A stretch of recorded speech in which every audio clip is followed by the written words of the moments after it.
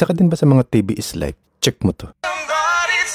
So ito nga yung mobile digital TV na GMA Now. Kung mahilig ka manood ng TV at umuwi pa ng maaga para lang abutan yung mga sinusubaybay mong palabas, ganitong dongle para sa cellphone ang kailangan mo. Micro USB nga lang yung interface niya, pero wala naman problema dahil may kasama naman siyang adapter para ma-convert mo siya into Type-C. May antena pa nga siyang ganito. Bali dalawa yung pagpipilian mo. Kung mahina masyado yung signal sa area nyo, mas recommended kung itong extendable lang ikakabit mo. Pero kung malakas naman ang signal pwede na to. Para kung dadalhin mo siya sa mall, parang lanyard lang siya. Ang kailangan mo lang is i-download yung application niya. Then i-connect yung dongle sa charging port ng phone mo. Then may instant TV ka na.